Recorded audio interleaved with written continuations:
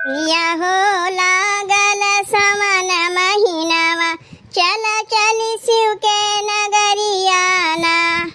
पिया हो लागल सावन महीनावा, चला चली शिव के नगरियाना।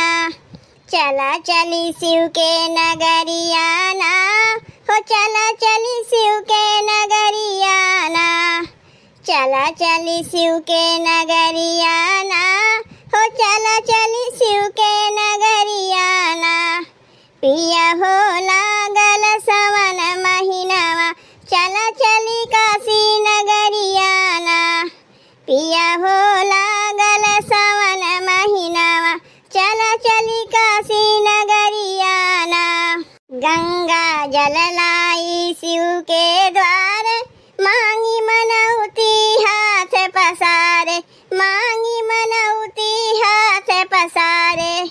गंगा जल लाई शिव के द्वार, मांगी मनौती हाथ पसारे, मांगी मनौती हाथ पसारे।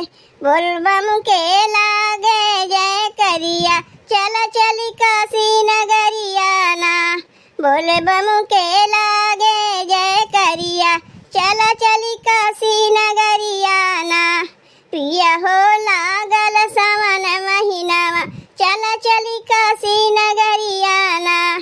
पिया हो लागल सावन महीनावा, चला चली काशी नगरियाना।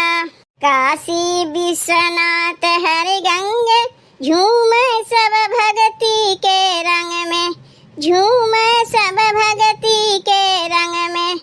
काशी विश्वनाथ हर गंगे, झूमे सब भक्ति के रंग में, झूमे सब भक्ति के रंग में।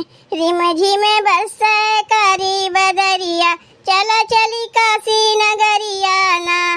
रिम झिम बरसे करी बदरिया, चला चली काशी नगरियाना।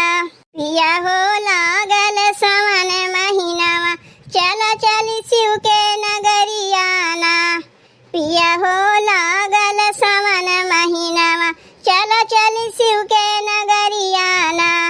चला चली शिव के नगरियाना, हो चला चली शिव के नगरियाना।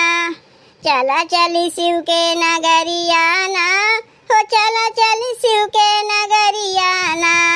पिया हो लागल सावन महीनावा, चला चली काशी नगरियाना। पिया हो लागल सावन महीनावा, चला चली काशी नगरियाना। अब भैया बहनी के काशी विश्वनाथ जी के दर्शन करे चलत हैं।